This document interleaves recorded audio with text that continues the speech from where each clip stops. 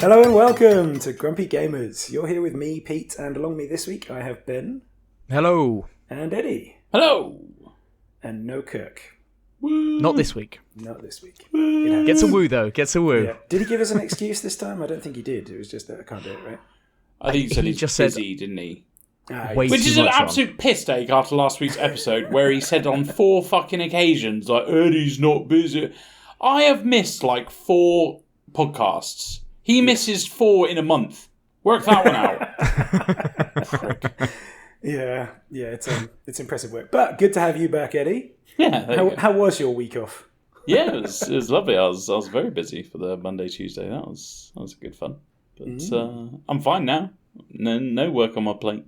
I had to listen to the podcast as well. It was good. It was a nice one. Good time to listen to the podcast. Yeah. Well, I'm so up to date on my podcast. I'm actually listening to other podcasts that I don't normally listen to. So What a treat. Yeah, there I you thought you go. were going to say you were listening to next week's already, but fair enough. Well, there you go. Well, yeah, it was good. Ben, I was devastated to hear you talk about Warzone and Call of Duty without mentioning me getting an 18 kill when we played last week. How? Yeah, you did get an 18 kill game. Yeah, that is monstrous. Kill. That's professional. That's streamer level. Yeah, I mean, I did see Expel play earlier, and I don't think I saw a game where he got less than about 18. But yeah, right. Well, I'll call him and see if he wants to do some duos with me because I assume exactly. you will. I'd watch that. Yeah, I've reached out to the esports teams as well, and Oh yeah. no replies yet, but we'll see. It's soon. Cloud9. I'm sure Cloud9 will be interested. Yeah. Also, I wish I was there for the Nintendo discussion. You know what? When I saw the arguments on the sheet, and I was kind of writing down my own arguments, I thought this would be like a hammering it at Ben episode. But I tell you what, no, there were some excellent points. The amount of times, even Kirk's comments, Kirk, the most non-school man I've ever met, even he was coming up with like things that I went, oh yeah, good point. That's a really good point. Even Kirk. Like I think one of his points was like quite well said. Like they don't pretend not to be a game or something, and I was like, that's really well It's put. my point. And you know what's That makes amazing? sense. Like, obviously, listen to that podcast, and then I was watching the Nintendo spoilers to the end of the podcast, the Nintendo Indie World presentation, and I thought the thing with Nintendo, and I shouldn't shit on it, is that they don't. I think the reason why I hate them and the reason why they do well is because they're not serious about their games, as in they're all good mechanical, they're good looking, but they're not like serious. They're not like the games that I like to play, like the Tarkovs and the really hardcore where you get punished games. They're more, I feel good about playing a computer game games. Yeah. Yeah, and I don't think I should shit on Nintendo. I obviously will continue to do that for the rest of my life, but yeah. Well, that's kind of your thing on the show, isn't it? That's kind of your character. So Well, it's the thing. I think the thing is I only play serious games, and when I play a game that's not serious, for example, Starbound, I tell myself that this isn't a kid's game. This is a serious game because I'm like renting to people, and I'm killing and building up, and I'm doing intelligent things and not stupid things. So yeah, there's something going on in my head that's not quite right, but.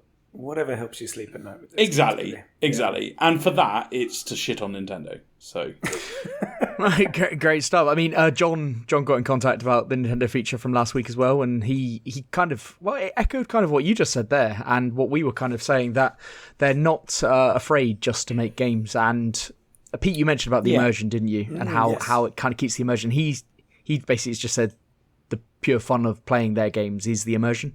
So, and that is an interesting way to look at it, I think, and I think it's right. And I think it's a very valid point. It's not worked for me thus far, but it did with things like Pokemon back in the day. So, Pete, really can I went into a deep rabbit hole about all this, and I thought to myself, like, maybe I've lost my imagination, because when I was a kid, I obviously played all these amazing games.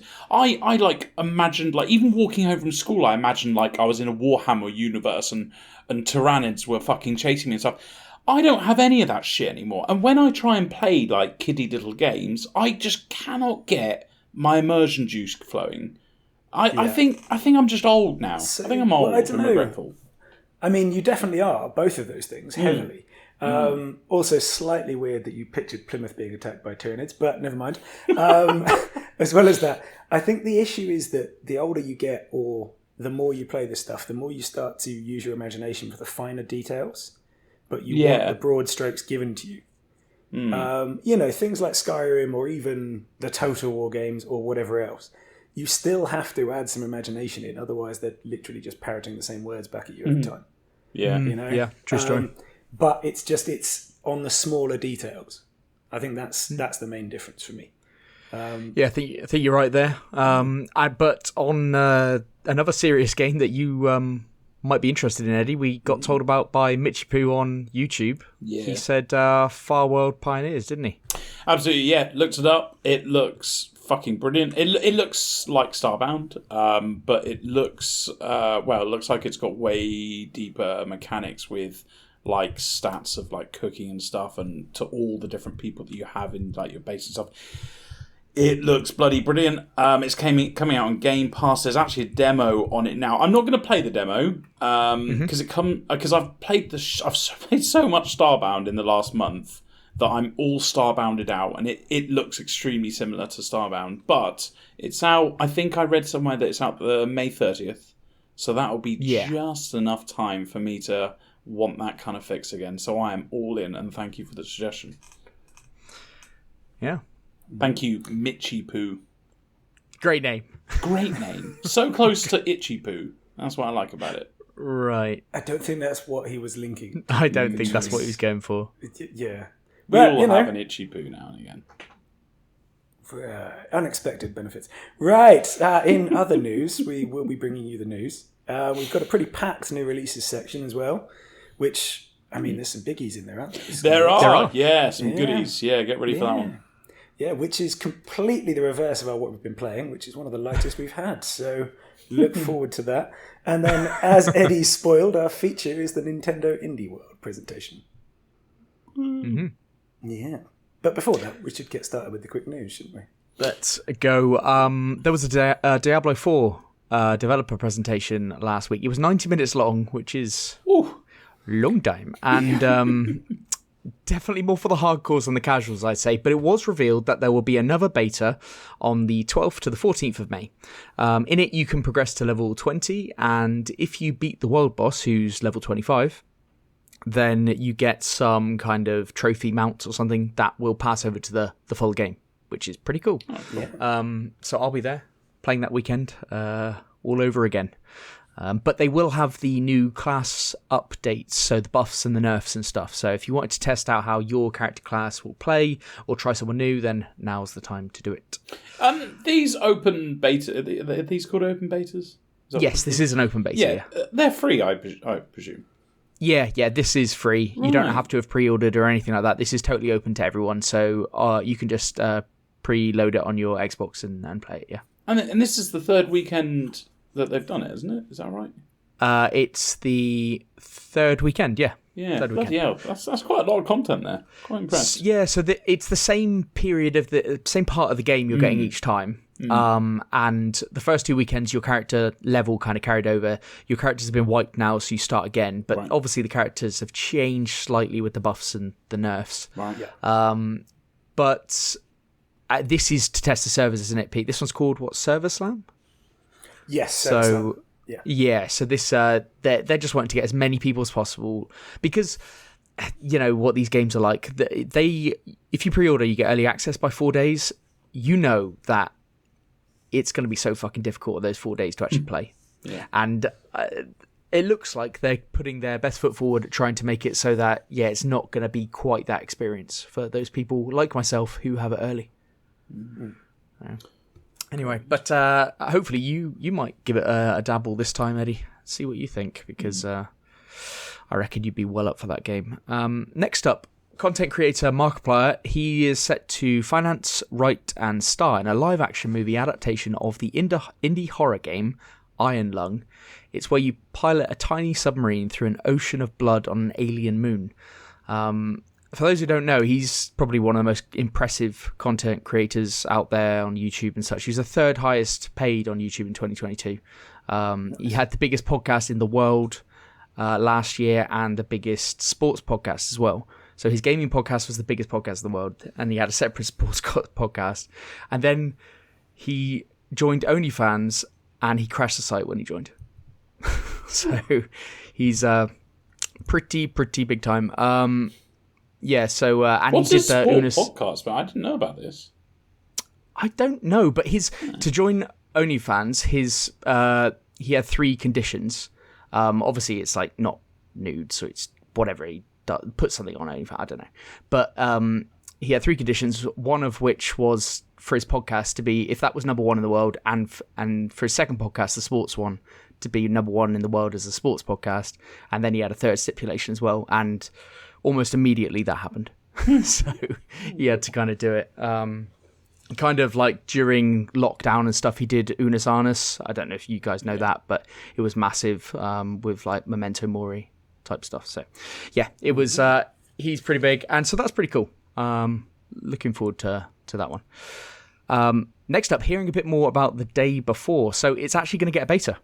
It's actually going to get a beta. It's going to get back on Steam. This You just is all have to give them their credit card details, and that's it. That's all you need. It's all according to their Discord, supposedly, and it is going ahead, still planned for the 10th of November with a release date. So, yeah, probably believe it when we see it. But I'll believe it the day before. Whoa, shit! Great That's why shout. you're a writer.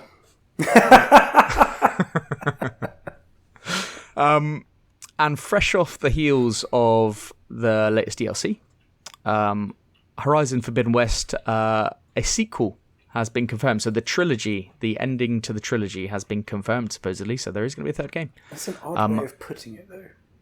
Like, surely it's just the next Horizon game, not a sequel to Horizon Forbidden West. Yeah, the article that I read said sequel, and then that's what made that whole long sentence explaining that it was the third in the trilogy.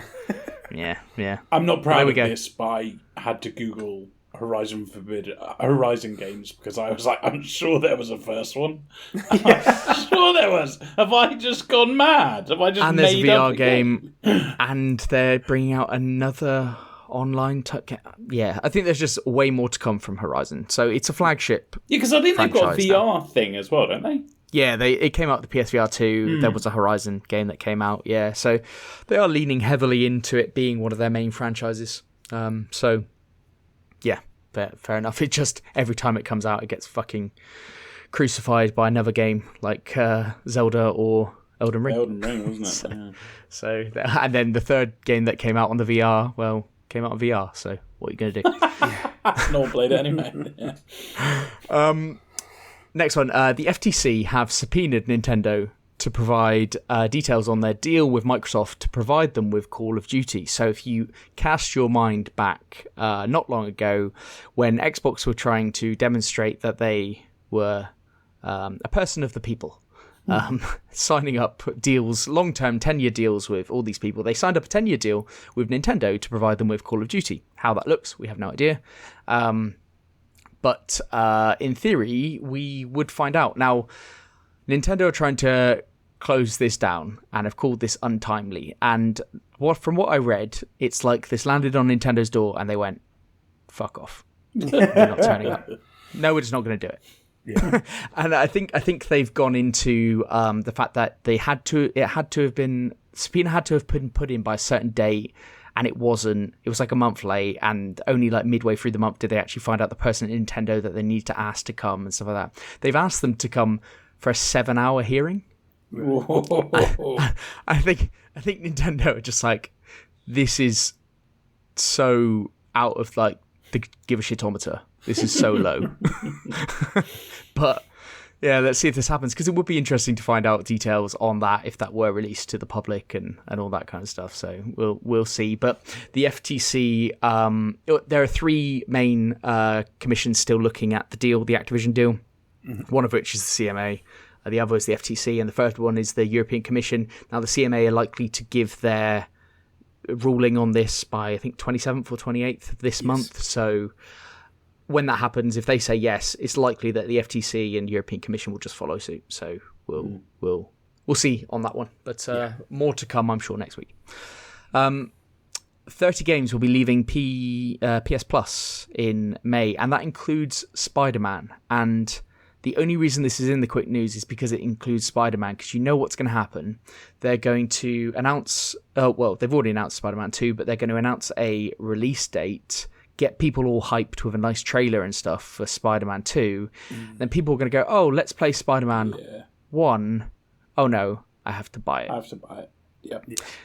Just shows that PlayStation really aren't committed to their streaming service, and they probably don't need to be either, because that ship has probably sailed for them on that. So, but it's just a bit off, I think. I don't think you need to tell me that. Yeah, doesn't help the PR standing for Sony. Yeah, no, it really doesn't. But there we go.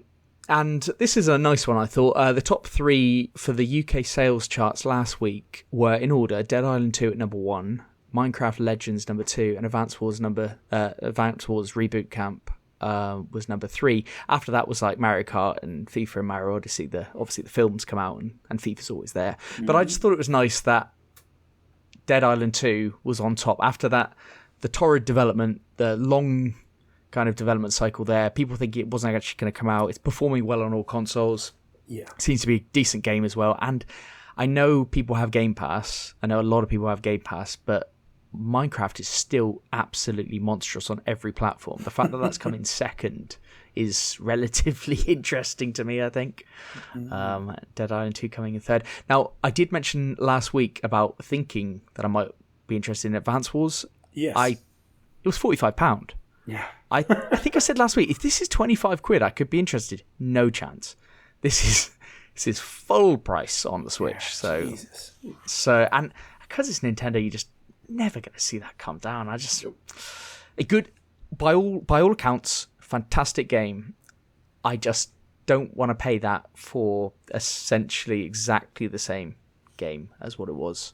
It wasn't exactly a graphics powerhouse before, so never mind. And this one is that the last story is quite a big one, I think, and I'm going to get into this now. A patch has come out for EA PGA Tour, and it adds the new swing technique, which is present in basically every golf game, which is the 3-click technique. So to start the swing, top of the swing, and back at the bottom again. For those that didn't really like or get on with the existing swing system. Yeah, which I think is excellent. And I was just watching, before we came on tonight, I was just watching Dr. Disrespect play a round online against somebody. And I thought, yeah, I could definitely see what the campaign's like on this with that 10-hour free that you get through Game Pass Ultimate. So, True. Yeah, I'm gonna play that. Excellent. Yeah, I wonder if that will make the chipping better as well. Yes, this is that's the sole reason. Reason I'd be into that, because I can't. Yeah, it's horrendous. Yeah. Anyway, that could be a massive plus. I might dip back in as well. Wonderful. Well, for the main news, we start off with a little bit of controversy around Hi-Fi Rush. Lovely. Eddie, you literally, while I was off a podcast a few weeks ago, talked about how much you hate it when someone does that. No, I just like the setup for it. It was the controversy. It was like tantalising. Plus, if I'm going to be honest, I haven't read it.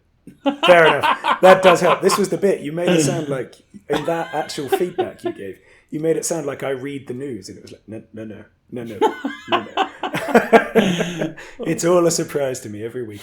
Anyway, yes, this one. Xbox's Aaron Greenberg has insisted that Hi-Fi Rush was a breakout hit amid claims the critically acclaimed music adventure just didn't make the money it needed to make. And these come from your friend Jeff Grubb, Ben. That's where they appear from. I mean, I don't know him personally. Your close associate. My close associate, yeah. Yeah. Who, Jeffrey. Yeah, who said on his latest podcast, based on what I've heard, it just straight up didn't make the money it needed to make. It got good reviews, the buzz was good, so where do you put the blame on something like that? Is it the price? Was it the shadow drop? Could it have sold more? Or is it Game Pass? Yeah. So... yeah, carry on, Peter. Go on, jump in.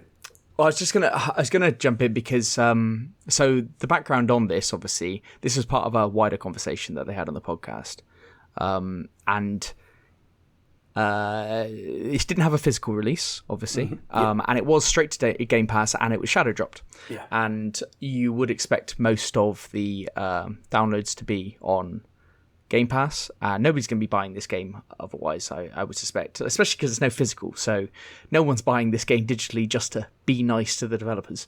But I fully anticipate that Microsoft probably expected this.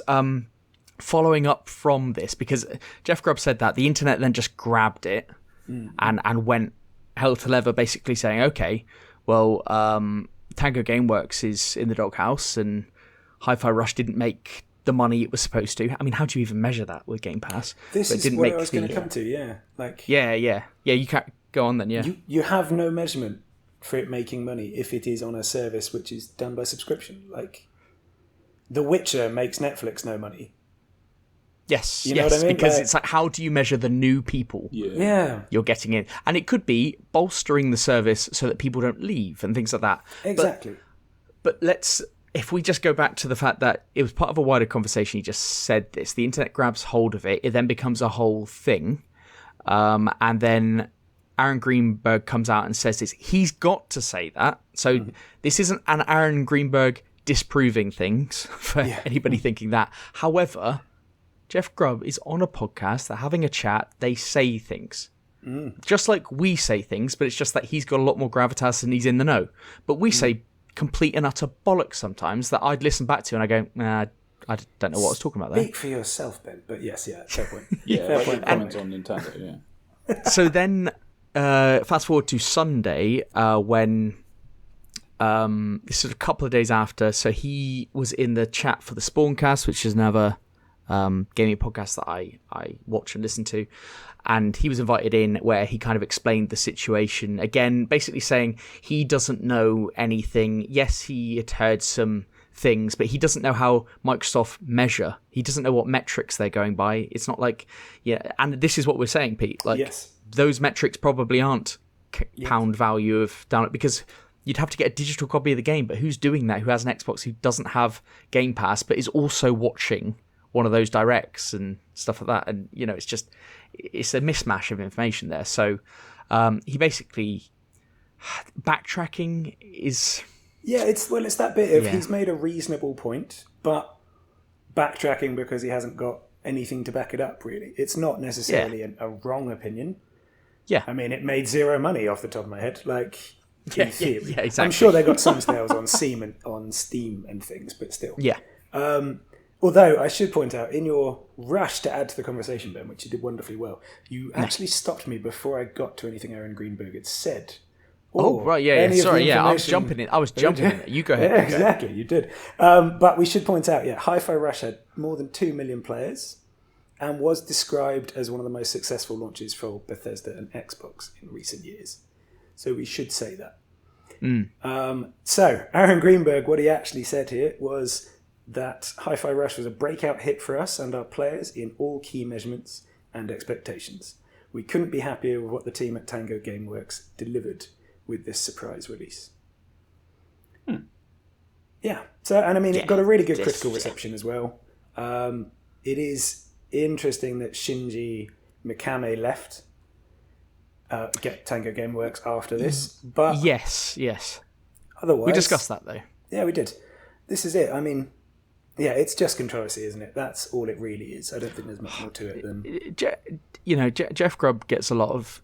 He is like a known kind of insider, and people have a lot of hate for a lot of insiders, and people have a lot of hate in their hearts. people just want a reason to scream into the void, Ben. They just need any kind of reason. Give them one, and they'll go nuts.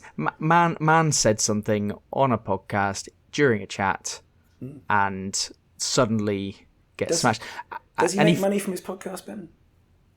I imagine he does. Then it's Man Does Job. Fantastic. Yes. There we go, Pete. There we go.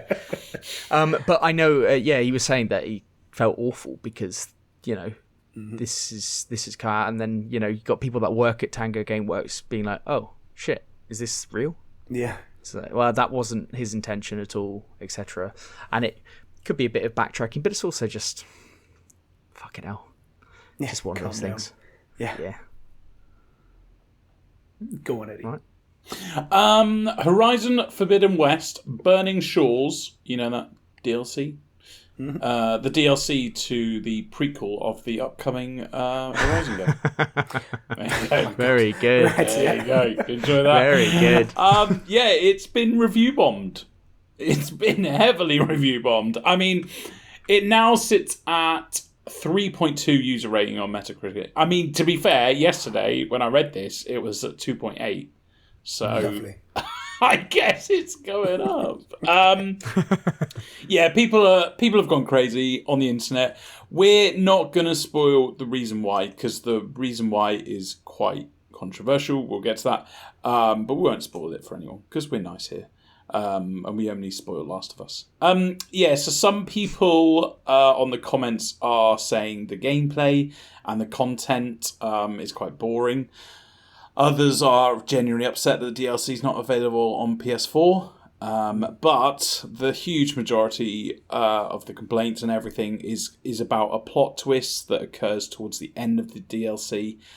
I've read it, and I've read all the bits that come up to it. I don't give a fuck. I think, once again, people are just being a bit silly, you know, just way overreacting. But I will also caveat that with, I know when a character changes in a game or a movie, it does really piss me off. Like, for example, like Jack Reacher.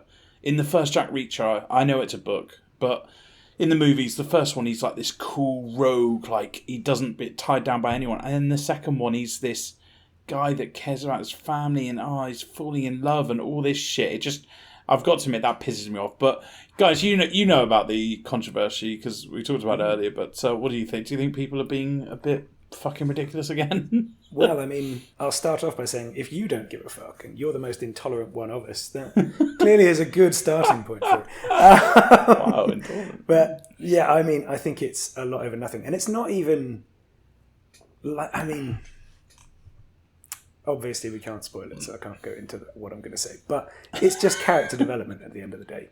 Like, yeah, you may not agree with it. Look at The Last of Us 2 for an example of where people did not agree with what happened with the characters. Yeah. But I remember when Ben was talking about the Last of Us games, and he made some good points about, like, the story. He was like, it's their artistic creation, so we shouldn't be arguing about if it's right or wrong that they've done it, because it's their art, it's what they've created. Yeah.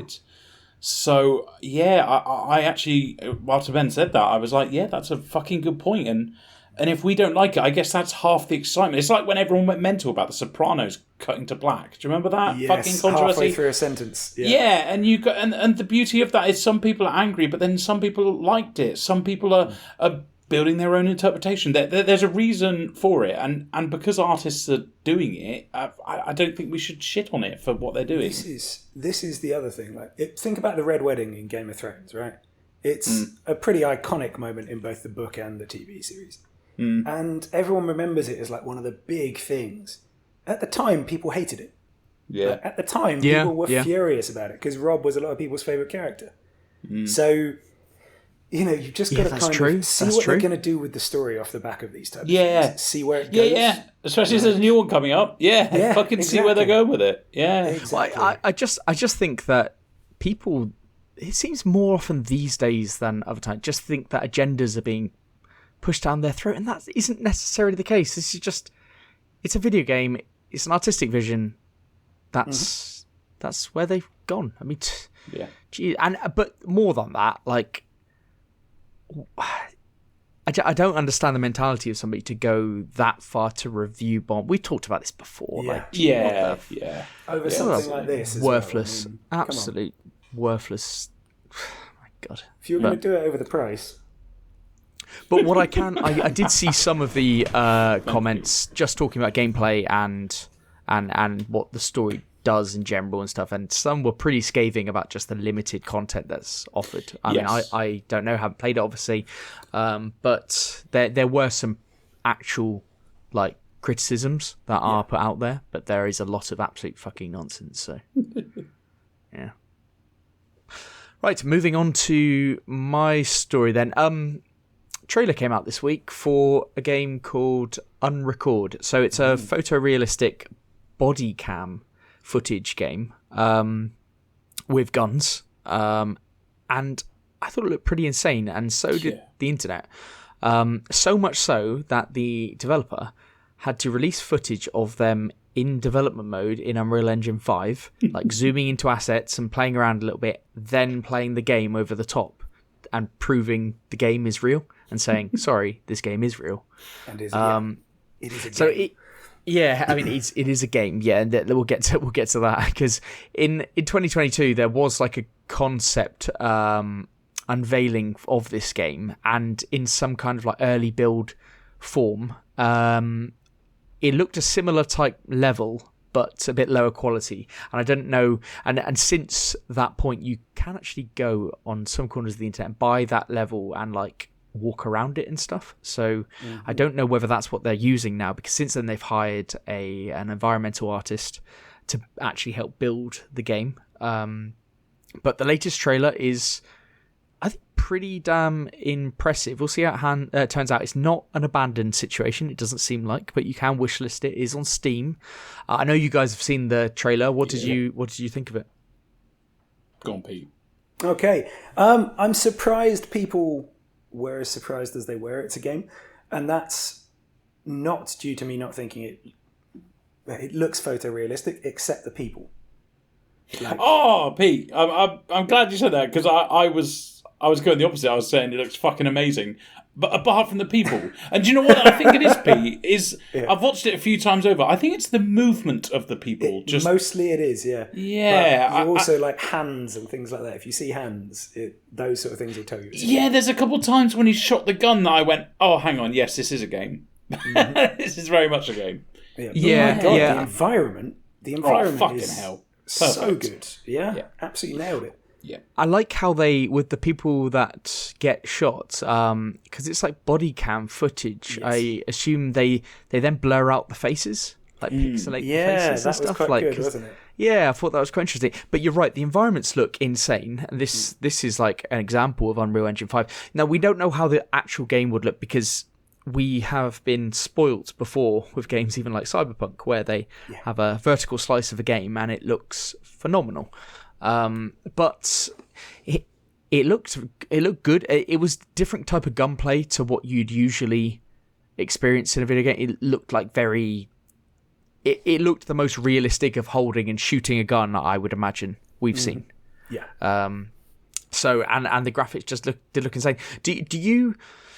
I'm not one of these people that would. I don't really care if a game looks photorealistic or not. If you did have a photorealistic game like this, does it go up in your estimations at all? Let's say you had two side by side and they both played exactly the same, but one was photorealistic and one was just very good graphics. Would you lean towards the photorealistic one?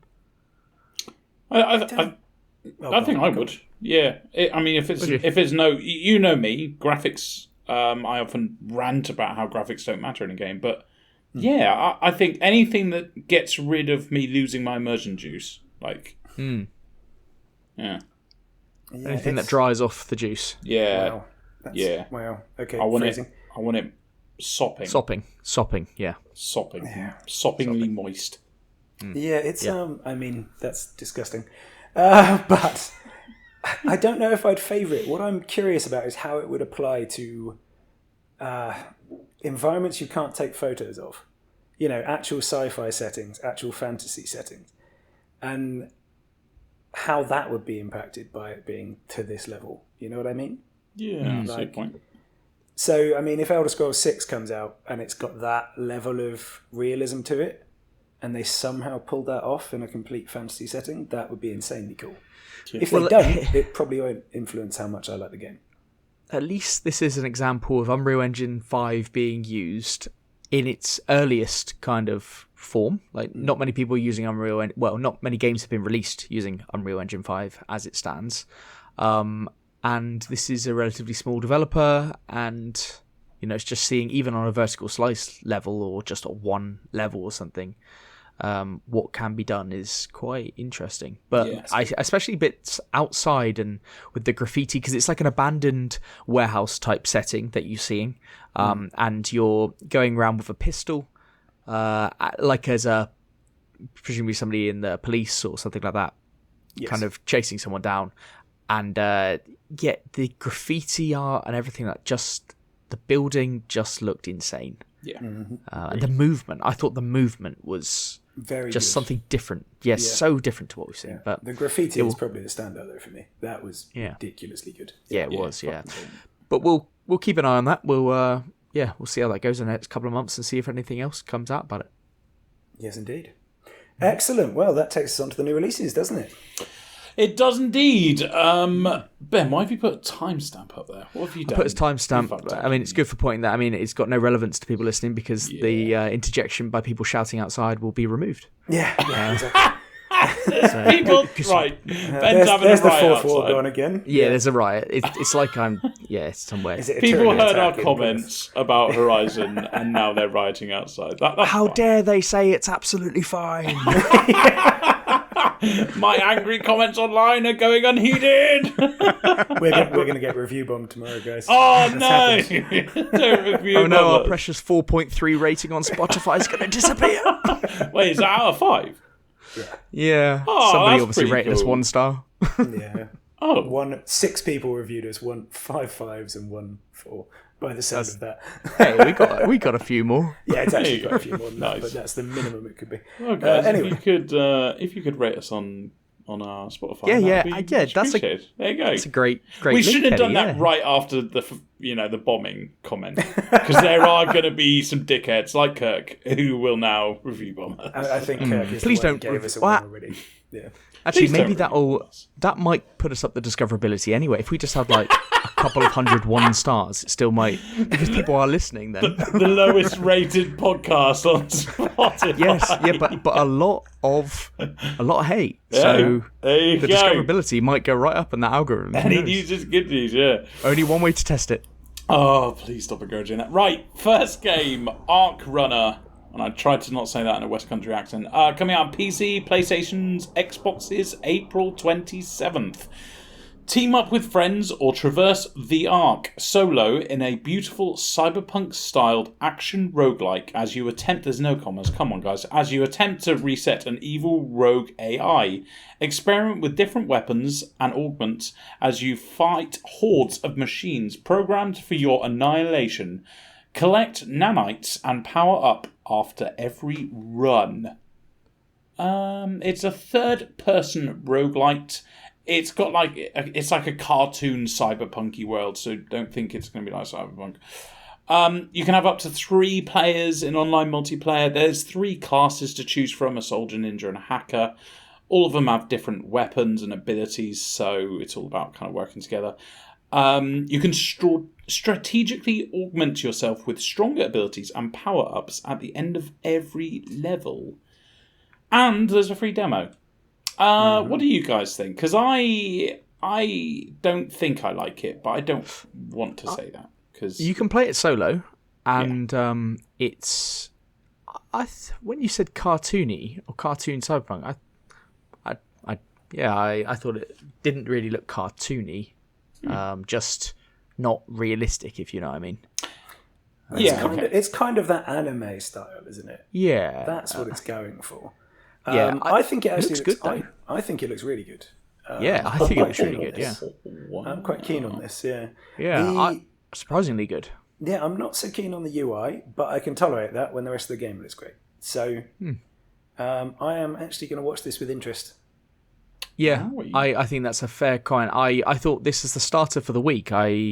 Wonderful start. When I watched that, I read that blurb and then went and looked it up, and I thought, that actually meets what it's saying. That's good. Fine. Yeah. Good stuff. There you go. Start with a good one. Dungeon Drafters, coming out on PC April 27th. Dungeon Drafters is a mystery dungeon adventure set in a world where magic is cards and cards are magic. Explore ancient ruins, loot rare cards, and employ clever combos to defeat your foes and build the legendary spell deck that could save the world. It's a tactical RPG. It's kind of old school Game Boy Color visuals kind of looks. There's 6 dungeons, but you have loads of like levels to each dungeon. And it says you can either dive deeper or return to the town to secure your spoils. So it could be and you lose everything if you die. So it could be quite a fun thing to do. I am not mad at this. Again, another game that yeah. Well, Ben, I'm going to come to you because you think our games are way better than they actually are. So I'm not mad at this either. I think this looks quite good. Love a deck. Give me a turn-based deck builder. There you go. With some roguelike elements as well. With roguelike elements, and you've really hit a lot of marks there. Yeah, it is dated looking, but yes. Yeah, it's not the best looking. Pokemon looking, yes. Yeah, no, dial that back, Eddie. It's better original Pokemon looking. There you go. Right, okay, you doubled down. I respect that. Modern Pokemon looking. Wait a minute. Yeah, no, it is like the original Pokemon, to be fair, but with much more colour. It's got a free demo. It does. Free demo? It does. Both the first 2 games are free demos. Yeah. Only on PC though. That's the. Oh god, here we go. Ben and kicking his the teeth, PC isn't it? only comments. Yeah. I know he hates PC games. He hates PC. I know, look, I don't like games that are just PC only because you generally know what that means. It's a good game. It's a good game. No. Yes, that's what it means. Awesome. I mean, Ben. So hang on, just to go on that. Would you consider it a good game if it then got released on console, like we see quite often? No, it's nothing to be about being a good game. It's the way to how it plays and how it feels and stuff like that. It's for somebody who doesn't play PC all the time. Like I do find it hard to change it up to that. Now, some games I can but I can only do it so much. So a card-based game like Inscription or something, yeah, fine. And you could play it on the Steam Deck. You could play this on the Steam Deck, I'm sure, and it would work absolutely fine. And it's just a different way of playing. And as a console gamer, like if it's just on PC, you can generally tell that these games are built for PC. Yeah. So yeah, fair. That's the only point. Fair enough. It's mouse and keyboard more than PC. That's the issue. Yeah, yes, that's why. Exactly. Yeah, I've got nothing against the PC, just mouse and keyboard. Yes. Right, cool. Next one, The Last Case of Benedict Fox, coming out on PC and Xboxes. And it's also Game Pass Day 1, and that Day 1 is April 27th. Take on The Last Case of Benedict Fox. Why do I always have Benedict Cumberbatch in my head? I think it's like I've never said that's what it Benedict. would be. He's always renting headspace. It is. Like, is there another Benedict? Oh, wait, isn't there an ex-politician Benedict? Benedict Arnold. Who's Benedict traitor. Arnold? Benedict Arnold, someone.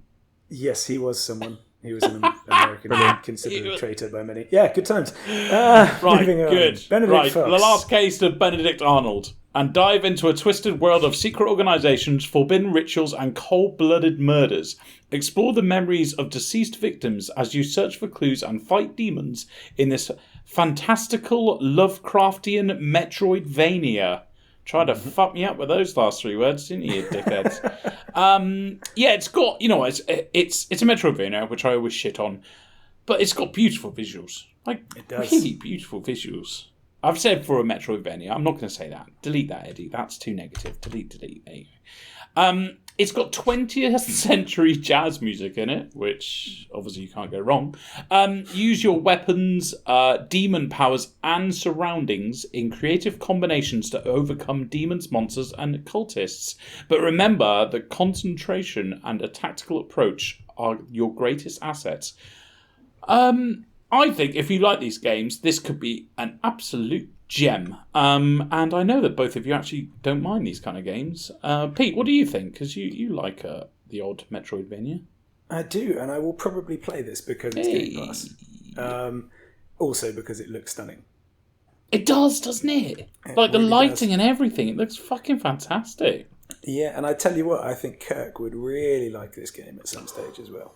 Yes, and it's Game Pass, so we will actually play it. Well, there's a chance that you could play it, I should say. Within the next 6 to 8 months, yes.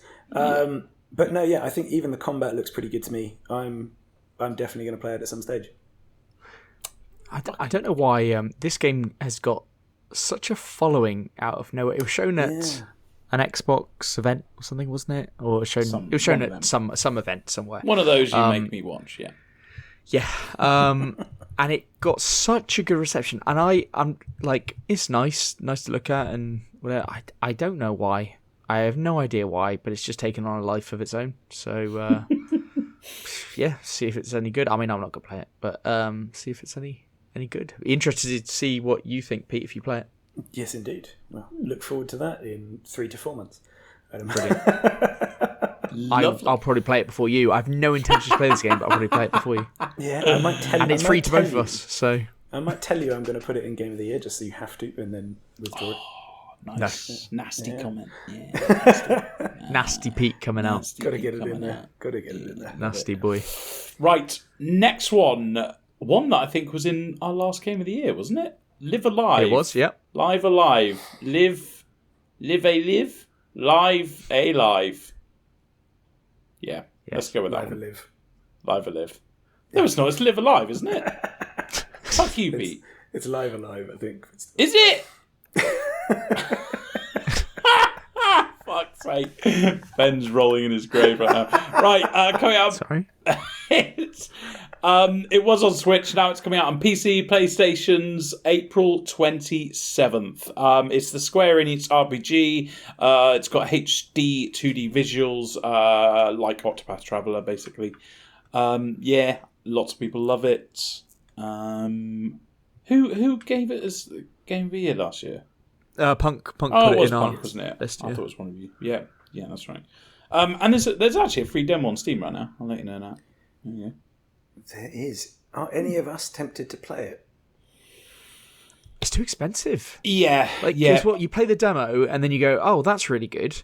Yeah, now chuck down 40 fucking quid. I was having a huge intake before I go on a rant. But there are a lot of games that are like this that I love the look of, like Harvestella and all these kind of like games that I would never play, but I love the look of, and I hear are really, really good.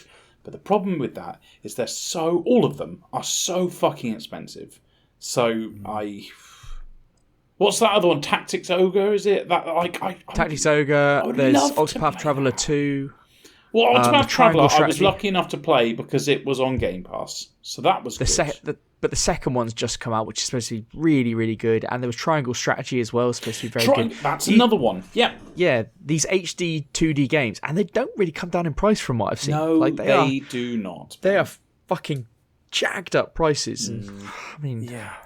Can't justify it with everything coming out. Cannot justify it. Yeah, well, I can't justify it because I don't play that for a game that I know that I will love and play for 1,000 hours. I even then I wait. So I don't think there's a scenario that I will play games like this. Unfortunately, because I really want to, but I wouldn't do it. And it doesn't look like it's coming to Game Pass, given that it was on Switch. Now it's coming to PC and PlayStations, and Square Enix and Game Pass, or Square Enix and Xbox don't really mix. No. Oh well. Next one, Velocity Noodle, coming out on PlayStation's, Xboxes, and Switch, April 27th. It's a console release. Why have I put that? Oh yeah, because it came out on PC in January 2022. It's a provision platformer. Pete, you know what threw me off? Is you deleted the blurb, didn't you? I put it in red, as in I'm not going to read it. Yes. And you've deleted it. Yeah. You piece of shit. Right, that's why. I've done that with 2 other games, so I've got to look out for that. It's got 1990s visuals. It looks quite challenging.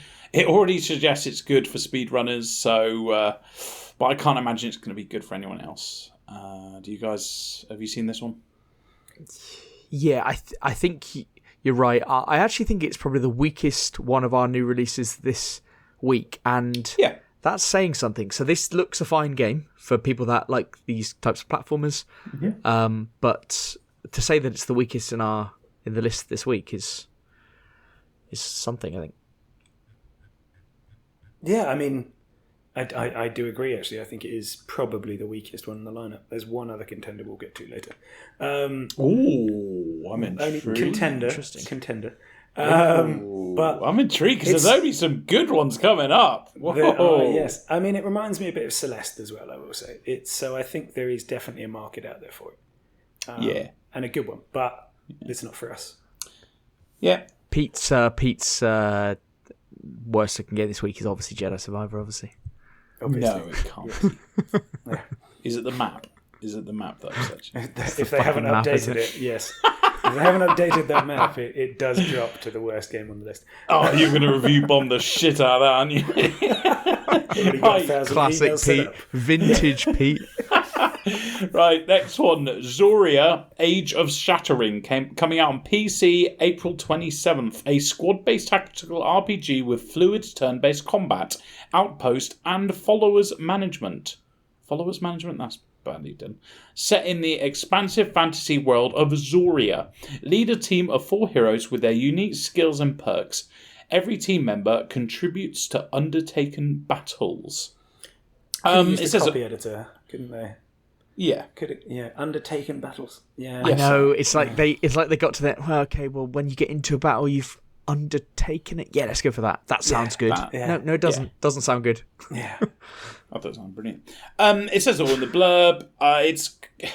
It's cartoony look and feel to the game, a bit like V Rising. Not shitting That's on a weird comparison. when I saw the visuals, so I read the blurb and I then looked up gameplay footage and I just got really upset and I thought this looks like the cartoon, just like the animations of running around, a bit like V Rising. Did you not like the look of V Rising? I thought V Rising. I was disappointed that it wasn't more serious looking. I bought V Rising. I played that for a bit. You did? I have got it on my wishlist. And Mouse and keyboard though. Fucking hell, I'm shit. God, Jesus. The combat looks okay. Nothing special. You can obviously. I delve deep in the little management and outpost of comments. You can upgrade your base, which gives you rewards like resources, quests, or items. Here's a cool feature. You can send followers that you get off on missions, and they'll gain experience, and they'll if they succeed, they'll get you things. I think mechanically this game is fantastic. It's a real shame about the look. If the look didn't look the way it was, I'd be all over it. And of course, there's a free demo on Steam as well. There you go. So you can see just how bad the look is for yourself. No, I don't actually think it's that bad looking. It is very cartoony, though, isn't it? And I thought this just suited the type of game it was. Like, if you look at like World of Warcraft and stuff, isn't that like similar in type look and stuff? No, not I a think bad it's thing, more. is it? I think it's more the UI and stuff. I mean, Ben, Okay. Yeah, it doesn't all seem to fit together for me. Okay. It's a bit jarring. Yeah, but yeah, I mean, a lot of people will, I'm sure, like it for how it looks. That's Yeah, got I it. thought preference it works. looked decent. You know. I've got it on my wish list. So I may damn well play this at some point in the next year. I was going to say turned on again. I've got to stop saying that. I was turned on to the idea because it said it's games similar, Battle Brothers and Divinity, and I love those two games. So I was like, yes, wish list. This was actually the problem for me. Is I feel it disappears amidst a bunch of other games like it.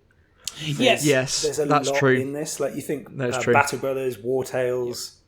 War what's the Tales, other yeah. one? I've unfortunately since its release, I've heard very bad things, but I still have it on my wish list. I've also watched gameplay footage of War Tales, and it's not the game that I thought it was. But I'll tell you what, to caveat that, Pete, the benefit to that is this is a game that I know I will keep on my wish list for over a year.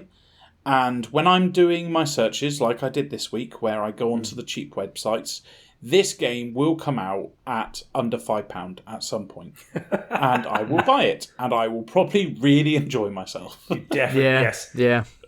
Can I also just add that I really like that you can just send people to their death.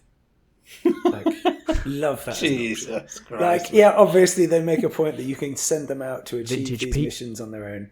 But imagine, when you get those characters in your team who you just don't like the supplement. Pete, I very much know that. I very much know. As I am on a podcast. Yeah, members of the team. Yes, obvious implications aside, it's so nice to have a way out from that, isn't it? Like you can just go, oh, really hard mission, low chance of success. That's your go. And then if they win, they've achieved something for you. But you know what I hate about RimWorld is, and I've never said that sentence before, is people get upset when you send people off to just die. And you're like, no, this is RimWorld. People die. Get over it. Yeah. If I want to chop them up and eat them, then that's my prerogative. Yeah, exactly. Just because you didn't enjoy the nutrient paste they made, that's not my fault. Oh dear. But yeah, old RimWorld. We have, but it is the same as when you need to send someone to die to let you have time to build a wall. Yeah, that's how it works. There you go. Exactly. Sometimes you Same just in need to this. sacrifice people. Next one, Monster Hunter Rise Sunbreak. It's a console release for PlayStations, Xboxes, April 28th. I have no other notes on that because I must have missed it. There you go. I assumed this was out. Like, how many times do we hear about Monster Hunter Rise in some form being put on another console? Like, all right, yeah, Sunbreak's out. Fine. There you go. Next one, Nuclear Blaze, coming out on PlayStation's, Xbox's, Switch, April 28th. Oh, it's a console release again. Pete fucked me over again. It came out on PC in October 2021. It's a 2D platformer where you're a fireman. The visuals are like a typical platformer style looks, but the animation and the effects, like the fire and water and shit, is actually quite good. I'm not going to shit on this, even though obviously I shit on all these type of games. What do you guys think? Can we go back to the... It is £8.50, and it's very positive. Yeah, No, that's what it costs on Steam, though. That's what it costs on Steam. on PC. Yeah. Can we go back to the visuals a sec? Because they're kind of like, I want to, when you just said like normal platformers, they're not. It's like, so to describe them, they're almost like Carrion. You know, Carrion, the game? Yes, like the atmosphere, the setting is almost like that. Yeah, and it's that kind of graphical style, which is almost like Carrion, like Blasphemous, like Katana Zero, that kind of like how that's put together. It's that. I don't really know the words to explain it, but if you know those types of games, it's that type of animation, that type of style, I think. I thought this looked like it could be really, really good because it wasn't just... It just had something a bit different about it. I think this could find a really good home on the Switch, you know. Yeah, I think it's a good handheld game. Yeah, £30, but... Oh yeah, obviously. but yeah, I think it could. You know, if it was £15, I reckon that's got a good home. I'm not arguing that, but I would say I don't think many people will load up their Xbox for it. Agreed. I don't think you can play these types of games. I struggle to think like why I would play this on the Xbox or the PS4. Like sitting at my desk, like a lot of people play on the sofa, obviously, but sitting in front of the TV. Yeah. With nothing else going on. Like, I'd play this in handheld when I've got something going on in the background, you know? I don't think it's one that I could pop on the old monitor. Yeah. Fair enough. Whereas, for me, this was the one that was tied with Velocity Noodle. Was it? There was something about this, you know? There was something about this game which I thought looked really good. It's from the creator of Dead Cells, Ben. It is. Dead Cells, perfect. So yes, the animation, the style is like Dead Cells. There you go. Got it. Yeah. Right, let's move on to a biggie. Star Wars Jedi Survivor, coming out on PC, PlayStations and Xbox, April 28th. The story of Cal Kestis continues in Star Wars Jedi Survivor, TM. A galaxy-spanning third-person action-adventure game. So it's the sequel to Star Wars Jedi Fallen Order, of course. Everything I've seen so far looks really good. I'm going to come to you two, because you two played the previous one. I did not. I don't really care for it. But are you guys excited? Have they updated the map? If they've learnt from the feedback, this game will be fantastic. Yes. That's it. Guarded positivity. I will... You got to admit, the gameplay footage does look fucking good, right? It does. It makes you want to play this type of game again. But it does, doesn't it? Traversal, the map, all that stuff. I'm going to wait and see. I'm going to wait and see. I can hear it in your voice, but you're excited, but you're telling yourself not to be excited because you don't want to be disappointed. Yeah, guarded hype. That's exactly what I meant with that. They will have fixed it. I'm sure they will have fixed it. We haven't been keeping as close an eye as other people on this, because I think we were a bit bummed out by that first game and not really interested in going back to it, given that there are a lot of other games coming out. They kind of burnt the bridge a little bit on that one for me. I still got my day one edition of Fallen Order somewhere, and now it's on every bloody streaming service going, I think. But yeah, I think it looks great. Loads of people are hyped for this. This is the big one for a lot of people. Yeah, fair enough. Right, let's move on to the one that I think Pete thinks is the worst game of the week. Welcome to Goodland, coming out on PC April 28th. It is a strategy/adventure game set in a small, quiet town. Bit weird way to start a blurb, that. Survive as an ordinary salaryman. Salaryman? Oh, yeah. Yeah. Under a ruthless Mexican cartel by laundering money, making tough decisions, acquiring businesses, and finding trustworthy allies. But in this cutthroat world, will you be able to keep your humanity? It's kind of like a crime boss simulator. I'm not going to lie to you, that like I've seen a lot of gameplay footage, and it's just like most of the gameplay is like 50-50 choices. Like, oh, do you want to give this person some money? Like, yes and no. And I'm sure it's a bit deeper than that, but I am getting some huge, like, very basic game vibes. It's like almost like mobile gaming level. I just think I don't want to shit on it too much. Come on, Eddie, you said you're going to be positive today. But there are games like City of Gangsters or an absolute old classic that I think is an amazing game, Omerta City of Gangsters, which I think you could pick up for cheaper and is a much, much, much, much better game. But what do you guys think?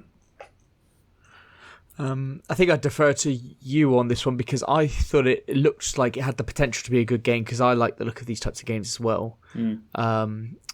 But remember that last game that we played that was on Game Pass, Eddie, that The Gangster thought was one. going to be excellent. Yeah, I thought it was going to be excellent, but it turned out to be a bit shit. And if you've looked a bit deeper into this, and I think it is all about the mechanics. These games are all about the loop and whether you just get drawn into that loop and actually want to keep playing and keep playing. So if it doesn't look like it's got it in the detail, then it's probably not going to be fantastic. Yeah, I agree completely with that. I think the most interesting thing about this was actually the first line the second line of the blurb. Survive as an ordinary salaryman under a ruthless Mexican cartel.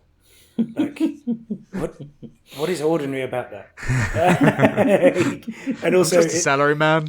Yeah, I'm just a cartel. regular Joe, 9 to 5 Just a for the Cali regular cartel. salary man.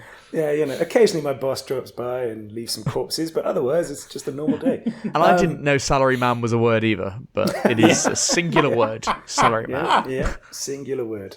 It's also, the developer, there's not much you can find about them, by the way. They developed hyper-casual games and then decided this was going to be their first big release. So, but they don't tell you what the hyper-casual games were. Right. Yeah. Bit of an odd one, but I suspect, as Eddie said, it is 50-50 choices and pretty light on the actual input, as it were. You know what's really unusual? I think someone's fucked up on Steam here. It says it's similar to The Witcher 2. Wow. What? It's a bold-faced lie, isn't it? Yeah. It's a lie. We saw that very differently, if not. But who's lying? Is it the developers who have put the wrong tags on, or is it I thought you were going to Steam? suggest that The Witcher 2 were lying. Yeah. You are identical to this Witcher. God Fuck damn it. you, Witcher 2. Oh dear. Right, let's move on to a biggie, a good biggie. Age of Wonders 4, coming out on PC, PlayStations and Xboxes, May 2nd. You know what, I haven't thought about this till just now, but it's coming out on consoles. I thought these games were very much a PC first and then move on if it does well. But hey, let's move on. That is the usual... Yeah, you're exactly right. That is the usual process, I didn't actually. even think about that. And it's not on Game Pass, which is the key point. Thanks for ruining my day. Rule a fancy realm of your own design. Explore new magical realms in Age of Wonders' signature blend of 4X strategy and turn-based tactical combat. Control a faction that grows and changes as you expand your empire with each turn. So it's a sequel to Age of Wonders 3, obviously. That game was fucking amazing. I thought it was what a game. It's a Paradox game, so it's got some thwack behind it. So yeah, the Age of Wonders 3 game anyway, and this one is like kind of fantasy, but it's all about trying to conquer the map by killing other people. What I quite like about the Age of Wonder games that separate from others is you kind of command a commander, and they have like small armies within them. And it's all about kind of leveling up them and leveling up the main person. A bit like Heroes of Might and Magic 3, really, I guess. A bit like that. Definite ties to it, isn't there? Yeah. It looks very similar with gameplay footage. The visuals, of course, are much, much better. When did Age of Wonders 3 came out? I should have looked that up. Probably a long fucking time ago, I think. Yeah, that is a good question. I bet not recent. I bet over 15 years. There's my bet. Huge bet there. I was going to say 10, but okay. No, I'm going big. I'll find out. Look it up. The battles look much bigger. In the old ones, you could kind of have 6-on-6 or something like that. This one, I've seen some battles of like 20-on-20, so that could be pretty awesome if it's like each commander has a huge army or whatever it is. So that could be quite good. I'm obviously very, very excited for this. Unfortunately, it's coming out at £42. But, I've wishlisted it. We've seen, 2 weeks ago, that Planetfall, that is basically the one after Age of Wonders 3, came down to £1.80 at one point. So this is going to be one of my wish list, and I'll probably play next year when it comes down to about £10 or something. Pete, what do you think? I know you're a big fan of these games. I am, and I'm looking forward to it. And 3 was actually 2014, by the way. We were both off. Whoa, shit, I'm old. Only 9 years ago. 9 years ago. But yes, I'm looking forward to this a lot. I think it looks excellent. Yeah. It's sort of that midway point between the Heroes games and the Total War games. It'll be great. Yeah. And kind of Civ as well, I guess. But yeah, it'll be really good whenever I get to it. Yeah, same devs and same publishers, so this is going to be on the same line as well. Oh, it's going to be a banger, isn't it, for these types of games? I think I looked when I was researching this. I wanted to see whether it's coming to Game Pass because a lot of Paradox games have been coming to Game Pass, obviously, and Crusader Kings 3, and a lot of them had some day one, right? Was it day one, Pete? Was Crusader Kings 3 day one? It was. And so that would have been great. I saw a lot of Reddit posts saying don't pre-order the game because it could come to Game Pass, but there's been no word on it, I don't think. So, it's £42. It's not when you think about it, that's not a bad price. It's not because imagine, Pete, how many hours would you get out of this game? Yeah, if you do hours per price, then this is a good game. Yeah, yeah, but it does feel off-putting at the beginning, doesn't it? Anyway, and this is the thing. I think what we were saying about it coming to PC and consoles, Paradox are the ones doing this a lot with the strategy games. Like, they've done it with CK3, they've done it with Stellaris. It's clearly something they're trying to build into every new release. And it seems to work really well. It still baffles me, the idea of using console. Yeah. What are they being called? Remote control. A controller. Joystick.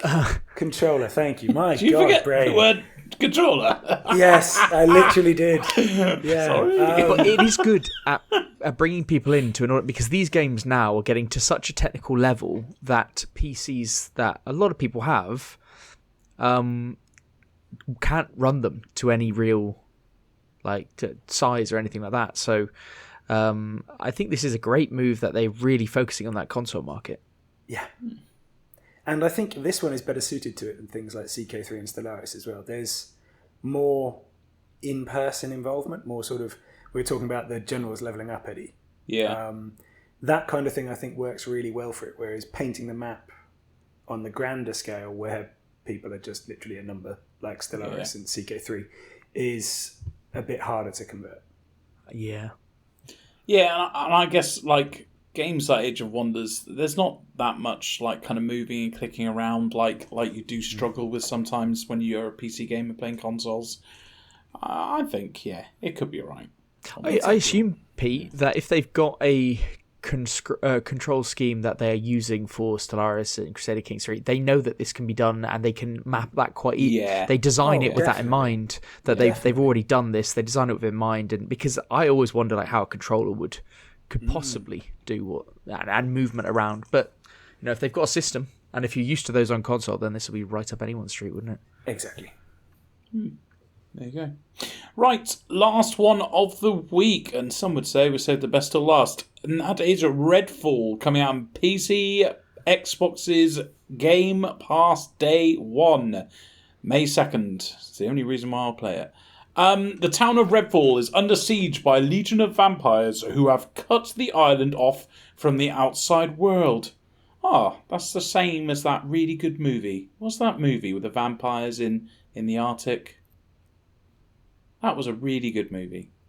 Oh, you need to remember that. Tell me about that one. Yeah, I have no idea. Vampires in the Arctic? Yeah, it's really good. And it's the guy... Who's the guy in Pearl Harbor?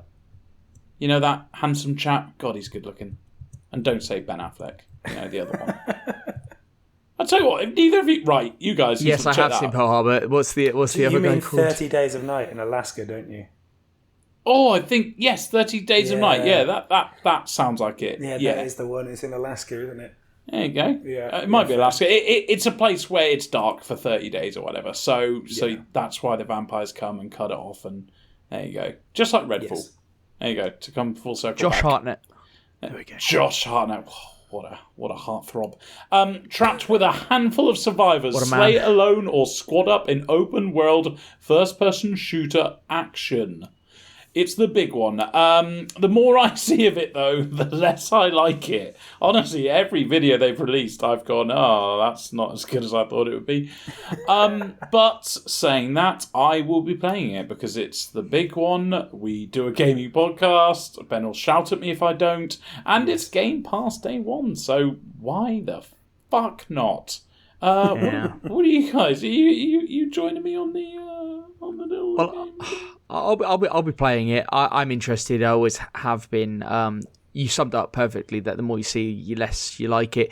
This game, I think, will tank. I really hope that it gets a really strong Metacritic because that might be its. It's got a real solid. It really could, but 30 FPS was not what the community wanted to hear. Now, the general gamer, I don't know.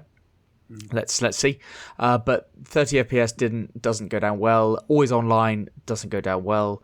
One of the big things as well is that if you jump into someone else's game, the progress on the story is only made on the main person's game, I think. Right. Okay. So that would imply to me anyway, and let's see if this holds true, that getting randoms in on your game to help and go around as a squad wouldn't really work. There'd be no incentive to get a random person to come and help you, apart from like picking up the loot and stuff. So a lot of things in this game don't add up to it being the game that I think Xbox, as a first-party game maker who hasn't released a first-party game in 18 months, a big first-party game in 18 months, it doesn't add up to the one that they're going to need to kind of change the community's view. But I hope I'm wrong, and I'll definitely be playing it. Fair. My view on Redfall. You know those videos that used to be around of like a car crash in slow motion where like you've got the crash test dummies strapped in and two cars rolling towards each other and you know what's going to happen, but you still just have to see it in slow motion connect and everything crumple together and end up a ruined mess. I feel like that's been the last couple months of Redfall. Yeah. So I'm just kind of waiting to watch the metal crumple and then go, I'm glad I didn't play that. I hope it's fun. I really do. I hope it smashes on Metacritic. For your sake, I do too. But I don't think that's what I'm seeing. It needs to be like an 85 plus on Metacritic, I think. I think it really needs that. I don't think it's getting that. No, I don't think it's even getting an it 80 I think would do it a lot of good. But yeah. It can't be in the 70s. But Xbox need it to be bigger. I agree. Absolutely. I think Xbox need it to be an 85. It's like if you say, what does Starfield need to get on Metacritic? And I know a lot of people out there will say, Metacritic doesn't matter. Yes, it fucking does. It fucking does, because there's a representation. Because you know what it is? It's a representation of what everybody fucking thinks. It's an average. It does matter no matter what people say. Oh, just play the game yourself. Yeah, okay, I'll spend fucking £1 million playing all these games, shall I? No, I look at the aggregated score of the reviews. It does matter, and Starfield will also need to be in the 90s. It needs to, or an 89 at 88, least. Ben. That's what I'm telling myself. 88. Yeah, and I yeah, think it will get it. I'm going to vote for it to get an 88. Well, Don't know. yeah. Well, yeah. But Redfall needs it. So, don't know. That's 30 FPS is doing it no fucking favours. Every single news release about it has done it no favours. So. Yeah, you're right. Right, my pick of the week. Even though we've got Redfall and we've got Star Wars, I'm going to go for Age of Wonders 4. Only because Age of Wonders 3 is an absolute masterclass of a game, and this is the new one. It's Paradox. You can't go wrong. They don't miss. They don't miss. Absolutely. I think among all of them, they definitely miss here and there. None of them. Not one of Paradox's They games. don't miss, missed. Pete. They don't miss. Overall, they don't miss. That's They a fire feature. enough bullets. Grand scale 4x. It- They Here's fire a enough feature, bullets. Everything Here's a gets hit. feature for you, Yeah. Pete. I'm saying now, Paradox don't miss. So you can choose any Paradox game for me to play, and I'll come back to you next week, and I'll tell you how fucking good the game is. I'm so down for that. Job done. All right. Have they ever missed on a grand strategy? No. I'm trying to think of them, but Yeah, you can't. not so far. You can't. Don't even Ah, try. you can't. Stop trying. I mean, they've released Immediately a lot stop of what you're games, doing. though. Okay, fine. Right, we have our game of the week. That was our new releases. We should probably crack on with what we've been playing, shouldn't we? Okay, right. I'll start. I was saying last week that I've been playing a shit ton of DMZ. That has continued.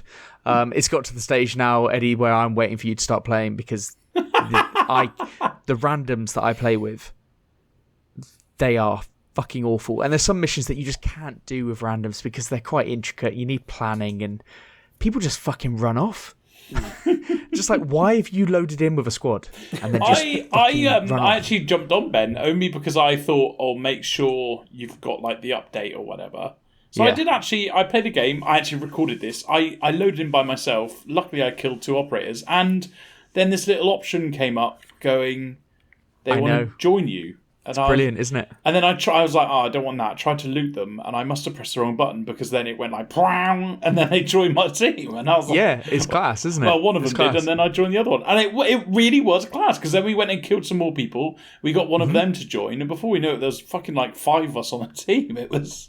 That's so weird because I had the same experience in my first game. I downed someone, and then it said like he's pleading for help or something. Ran Yeah. over, revived him, and he's on the team. And then we did a few missions together, and then extracted.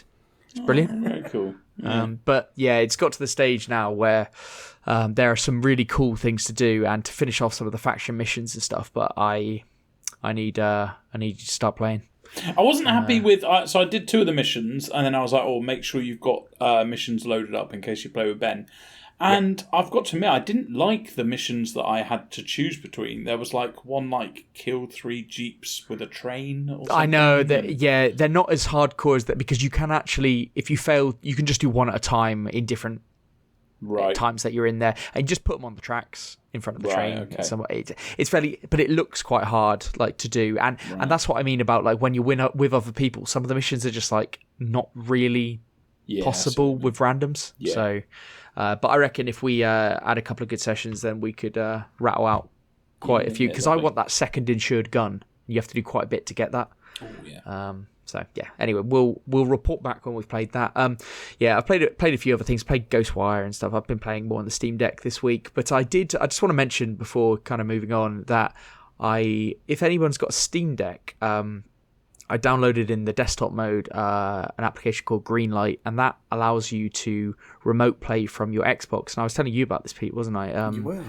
So previously I had installed Game Pass, but only the cloud Game Pass on my Steam Deck. That's what you can do through Steam, through the Steam operating system, and it allows you to play cloud games and all that kind of stuff. But I don't think cloud gaming is really there, especially on my internet connection. So I never really utilized it to the full. I was also thinking about getting Windows on my Steam Deck to kind of get Game Pass natively and see how that held up. But then I put Greenlight on, which it literally just remote plays directly from your Xbox over your local connection. And it's seamless. And it works, I assume, Eddie, exactly how your Backbone works. And it's I haven't had any drops at all. Like it's yeah, it's fucking seamless. I mean, I have got that with my PS5. I use Chiaki on the Steam Deck. It's an application. If anybody knows any better way to remote play from the PS5 to your Steam Deck, please get in contact and let me know, because I need a better. Cause it just doesn't work properly. Like, it's so haphazard. So I thought this would be the same, but it's just not. And this is brilliant news for me, because I was prepared to kind of make Xbox my main console over the PS5, really, for the big releases. And with Diablo 4 coming out, getting it on Xbox, that's what I was planning to do, and that would just allow me to play it in handheld. Absolutely brilliant. So I'm really pleased to have found that. But yeah, again, anybody knows anything how to remote play the PS5 on the Steam Deck, not using that app, then yeah, please get in contact. Fair enough. Weird that it ended on like an advert. Yeah. No, it wasn't an advert. It was a plea for help. Oh, well, that's much worse. Like in DMZ. Oh, right, you go, Eddie. Am I next? It's up. You're up, baby. That's why there's a 2 next to your part. Yeah. I assume Pete was, because he's just blank. Have you not played it? It's fine. We'll get to that. I'm number 2. I've been playing Narcos. Is that how you pronounce that word? Yeah. Or is it Narcos? Narcos, I think, isn't it? Narcos. That's how they say it in the TV series. Yeah, exactly. Yeah, so because they say it in the TV series, I take that as gospel that that's how you say it. That is how you say it. Brilliant. Right, Narcos, Rise of the Cartels. The developer is Kuju, and the publisher is Curve Games. That's right, Eddie's playing another indie. Biggie, right, yeah. Yeah. It came out in November 2019. It's a kind of an XCOM based game with the XCOM combat, but it's very much following the TV series of Narcos, which I'll be honest is probably one of my favourite TV series of all time. I absolutely love it. I've seen the one with Pablo Escobar. I think that's 2 seasons. Still couldn't pronounce it though. Interesting.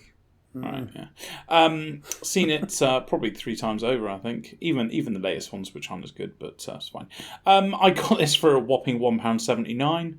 I know it's more expensive than my usual games, but I thought I had to give it a go. It's been on my wish list for about 3 years, so had to give it a go.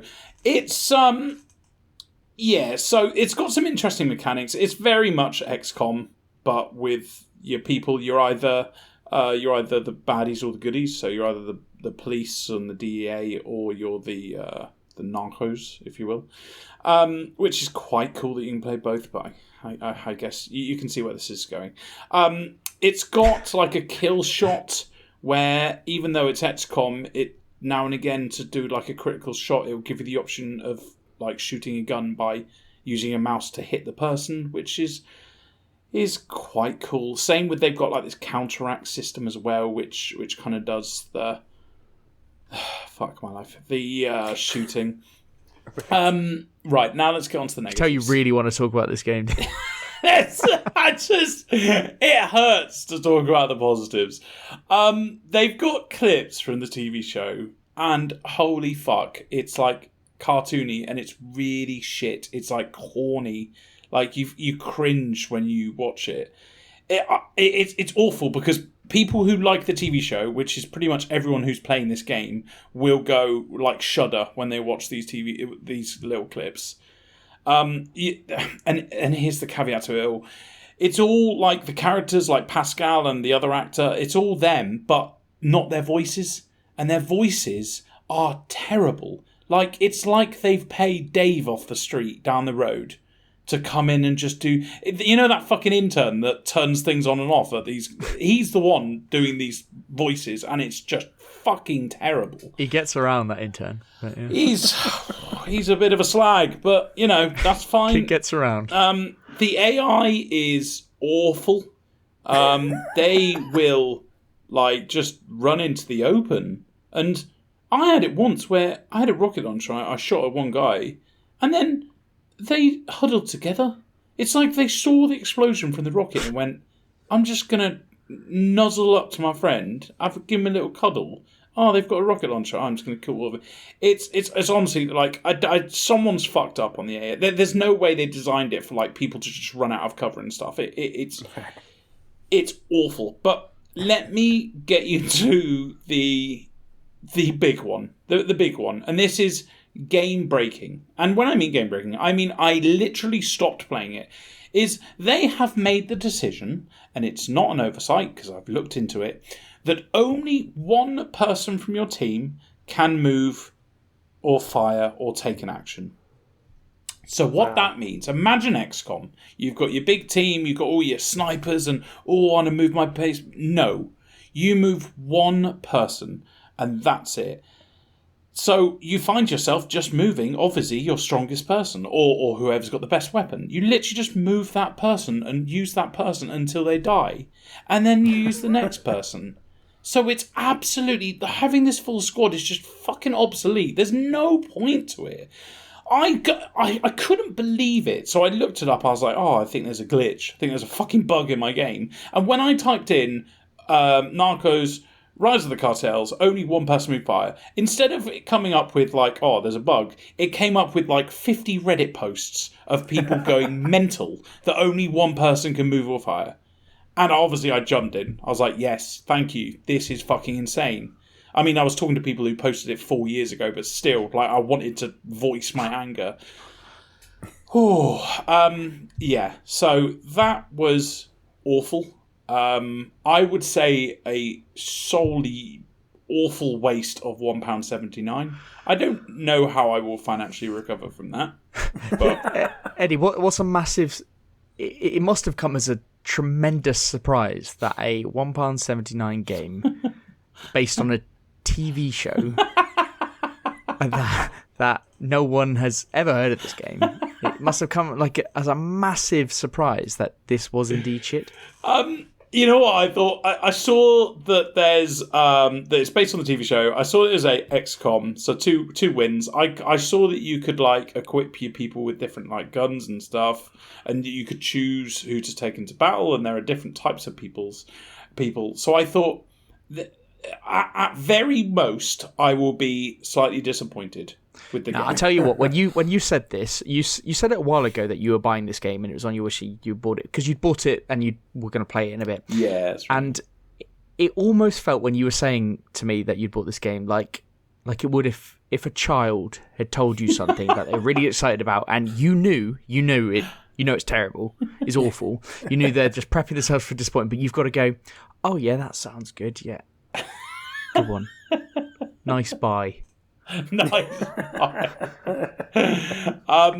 But yeah, off the back of that, I've gone what I always do when I feel sad about gaming. I went through my whole entire wish list on Steam, which is about I think 100 games I think are on it, and I went on all the cheap websites to see what deals are, and I found two.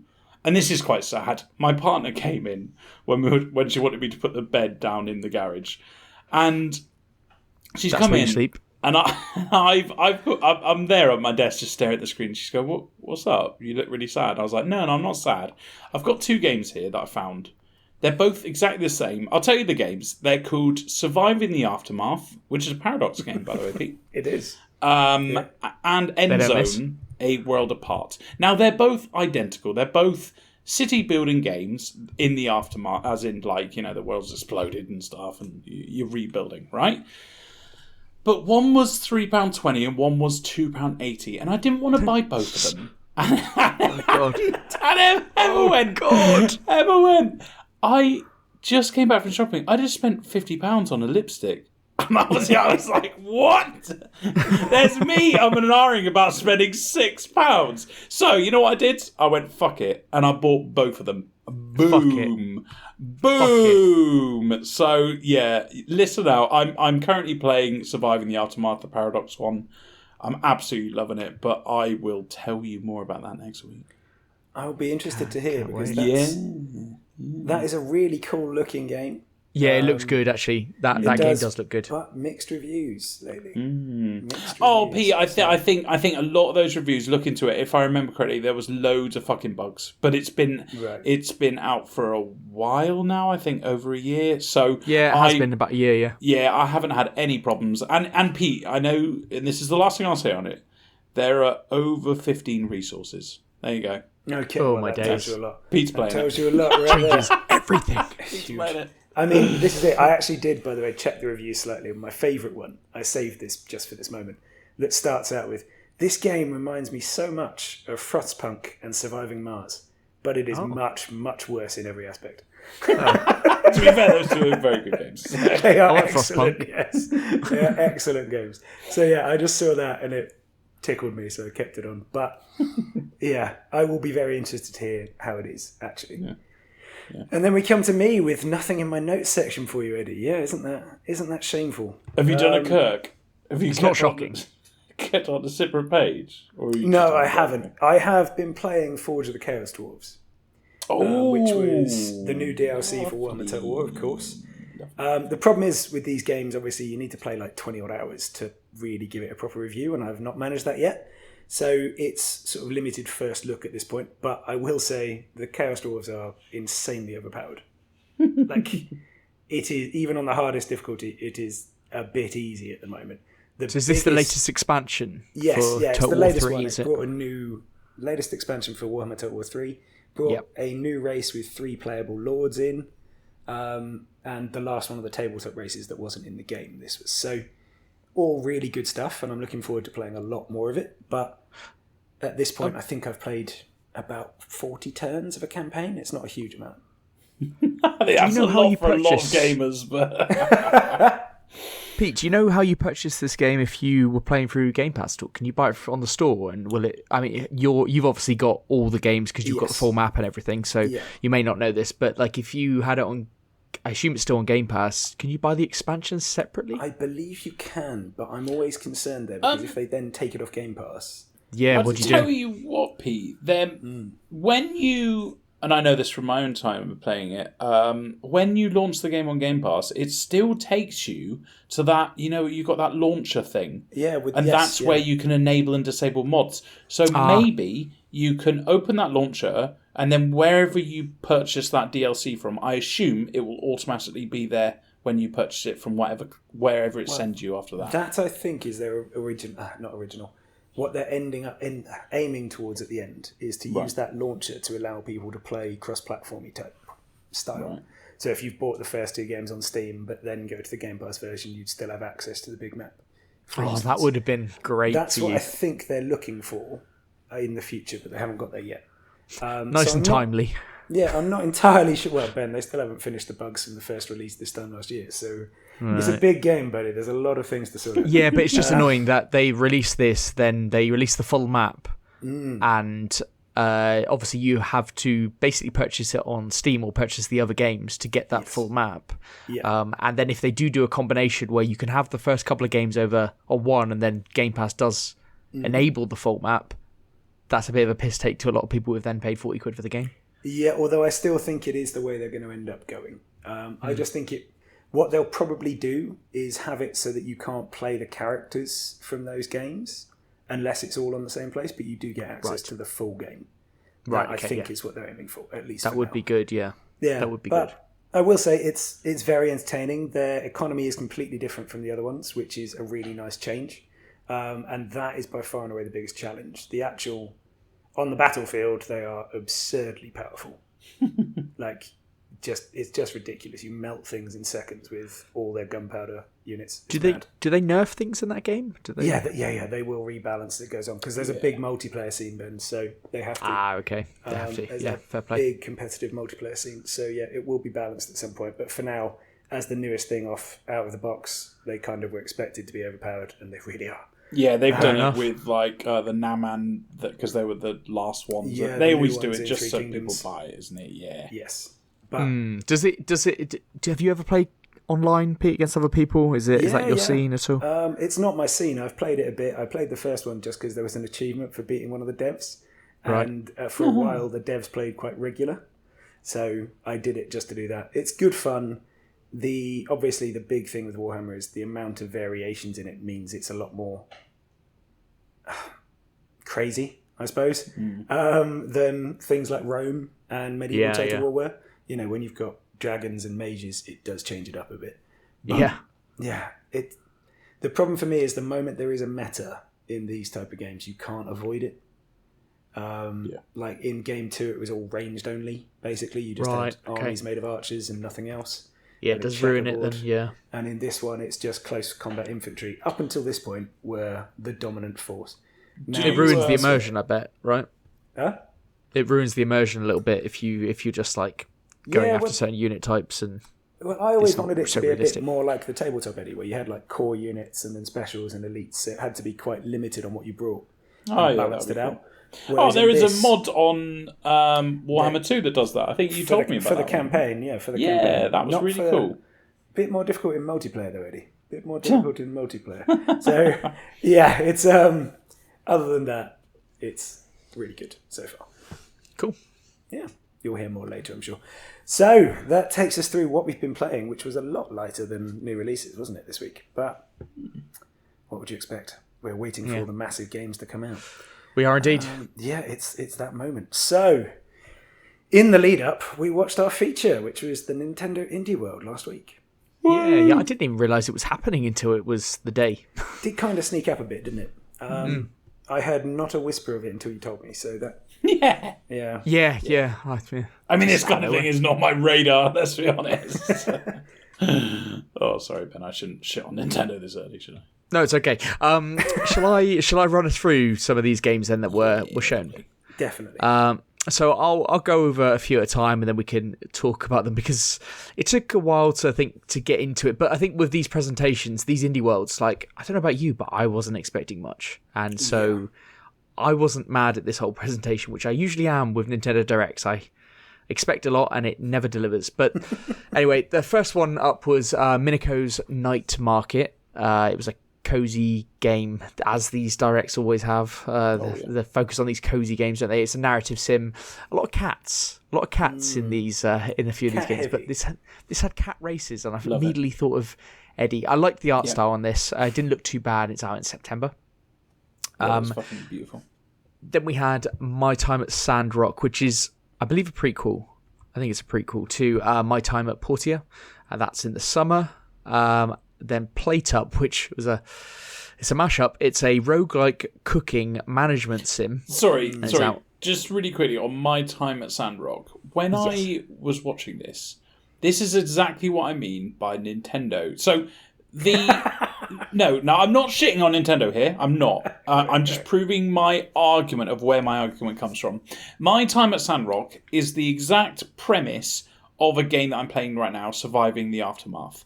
And Surviving the Aftermath is dark, it's gruesome, people are dying, and this is like a man happily smashing some stuff. Do you know what I mean? I'm not shitting on Nintendo for that. I'm just saying this is what I mean by Nintendo. It's like it's like happiness, and it's heartwarming. I think so. On that point, this isn't Nintendo's game. I know. My Time at I Portia mean- is actually I on mean Game Game Pass, or was on Game Pass, and it's Right. so it's But I think you've definitely got a point because Nintendo obviously chooses who they put in these directs, and they are choosing that because of the audience that it appeals to. And it's really interesting how you've just said that it's very much like Surviving the Aftermath. There it's is just there is one different game in this presentation. whole direct that I would consider a serious game, and it was the very last game they showed, and it was like a fucking Netflix game, I think. Well, But we'll get to that. get into that. So I'll say it a couple of times, and then we can go over. So we had that Plate Up game, which I talked about, and then the next one was Quilts and Cats of Calico, Game of the Year. which is like on a swiftly. This looked yeah, horrendous. but there were ranked matches, and I just thought, who's buying the game? So that's never going to have enough people to play ranked matches. It No, looks I'm sure the two of them horrendous. will enjoy playing back and forth. Yeah. So those You can first. customize your cat. Can't believe it. You can change its like head shape and shit. You can It was put like hats what was on it like Ben. designing quilts Yes, with cats? exactly that. I don't know. Game but of of these the year. of these first four games, that first one, Minako's Night Market, probably looked the most appealing to me. And Yeah, if you like Animal Crossing type games, My Time at Sandrock also looked pretty decent, I thought. With My Time at Portia, if it's still on Game Pass, I think it probably is still on Game Pass, so you can check that one out. But then we move on to, and I think this one was only, I think the prequel to this was only on the Switch, I believe. So this one was Rift of the Necrodancer. It's a Riven game. It's a spin-off of Crypt of the Necrodancer and that Zelda game that got released with the same kind of format. People are all over this. You know, people for some reason this game resonates with people who play the Switch. So a lot of people will be looking forward to this. Then there was the biggest. We had A Little to the Left. Do you remember this game? Right, we saw it a couple of directs ago, and we were like, it's like a putting things around your house in order game. I hate this. Yeah. I cannot. It's got DLC. This is a DLC. This is DLC. Who bought the game to get so the DLC? Popular. Oh my DLC. God. Because this was the little DLC section of the Direct. Now, that was juxtaposed with Cult of the Lamb free DLC. So that one was paid. A Little to the Left was paid. And then they had Cult of the Lamb free DLC called the Old Faith Update, which sounds brilliant. New items, new dungeons, new buildings, a new quest, new followers. It's got a gauntlet mode and a boss rush mode. Looks fucking brilliant, and it's out 24th of April, so yesterday if you're listening today, and it's a free update. Like, that is superb. That's how you do it, isn't it? That is how you do it. This looks fantastic. I think it was probably the highlight of the show. Not as good as A Little to the Left. We've got three more before we will focus on the bigger games. So we've got Dunkey. I've never really seen it. Is he a YouTuber or something? He's making a game. It's called Animal Well. Fine, coming out in 2024. Are we not going to comment on the way they present it? Are we going to ignore them by a duck pond and one guy running across the rocks? Are we just going to bypass that? Yes. Yeah, I don't know whether to bring attention to that or not, but you have. I feel like we're part of the problem if we bring attention to it. Exactly, yeah. Yeah, exactly. Don't give them what they want. So there's that. Then there was Crime O'Clock, which was a puzzle exploration game. Something to do with crime investigations across eras, but it's in puzzle format. Really weird. Not really interested. 30th of June. And then there was Tesla Grad 2, which is a physics-based puzzle adventure game, which is available now. So that was the noise, I think, in the Direct. That was a lot of the noise. Okay. And I don't think any of us have any real comments on that stuff, apart from Cult of the Lamb, maybe. I would like to say the Tesla Grad, one of the developer, has the coolest glasses ever. There you go. That's Very my good. input. Okay. Lovely. Crucial. Lovely. Yep. Attention to detail there, Eddie, and There you I go. respect that. And listen to it. Look 10 it up. minutes for the show, didn't he? And you'll know. I may have done it about an hour before the show, actually. Okay. And Emma had to watch it with me. She was not happy. Okay, good. That's Wasn't that's amused. excellent. But so that was kind of like our sizzle reel of the stuff that we weren't so interested in. There was also a literal sizzle reel at the end, which they didn't. Not interested. They put it in a reel, so we're not going to talk about it. If they weren't bothered enough to put it in the main show, nor are we. So then they showed some bigger games, and I really like these. So we'll start off with Shadows over Loathing. Oh, So that- yes. It's the sequel to the tremendous West of Loathing, which we actually did a feature on. Feature on it, yeah. A hidden Way gem back feature. when. Yeah, a hidden gem, exactly. So you can pick West of Loathing up really cheap on your Switch or on Steam.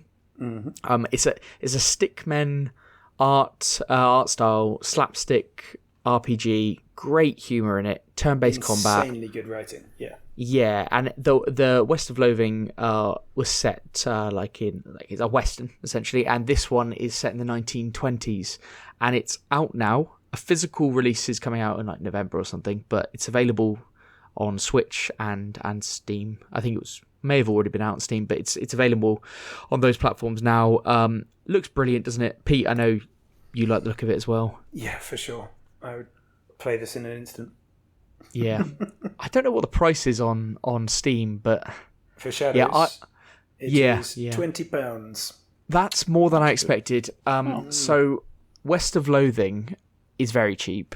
When I played West of Loathing, it was when I first got the Switch. It must have been 2017, because after Zelda Breath of the Wild was out, there weren't an awful lot of other games out on the Switch at the time. And I was really kind of struggling to find decent, longer games. And West of Loathing isn't really long, but it's a good, maybe up to 15-hour RPG, I imagine. Yeah, I'd say easily up to 15. Yeah. Yeah. So, and it's just so wacky and Yes. good. So, and this one's seems to be exactly the same. I heard somebody on a podcast who is part of the marketing team talk about it the other day, and yeah, she was saying it gets into it, the wackiness so quickly. Just there's something about this. The art style's fantastic. The humor is fantastic. The writing brilliant. So, yeah, definitely recommend that to anyone. Then we have Blasphemous 2. Which is the sequel, obviously, to Blasphemous. It's a hack and slash action platformer, but it's fucking rock hard. Yeah. So the first one's rock hard. A bit of a cult following. I believe the first one is on Game Pass. So if you're interested in this one at all, play the first one on Game Pass and get your feel of it, I think. But it looked good, didn't it? It does. I mean, a lot of it feels like it's a Dark Souls meets the 3D, 2D yes type thing, And I don't think that's a bad place to be at all. Obviously, that also makes me think of things like Hollow Knight. So, yeah, I think this looks really good. Really good fun. I think you're right. I think it's like Dark Souls mixed with a bit more hack and slash. Yes.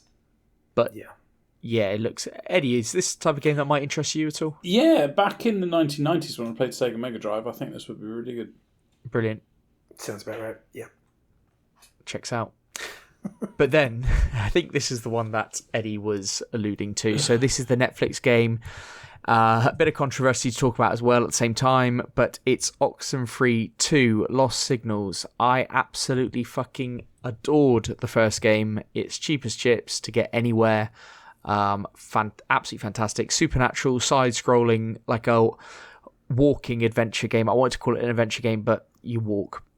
But the writing's fantastic. You're constantly choosing like what you want to say. If you ever liked A Night in the Woods or something like that, it's got that. It's a bit like that, but just more instant answers to questions and like supernatural. Really, really excellent. The first one left me with just a tremendous sense of loss at the end. Like, it really affected me. The end of the first one, I thought was fantastic. It wasn't the gameplay; it was that it was over. That was the problem.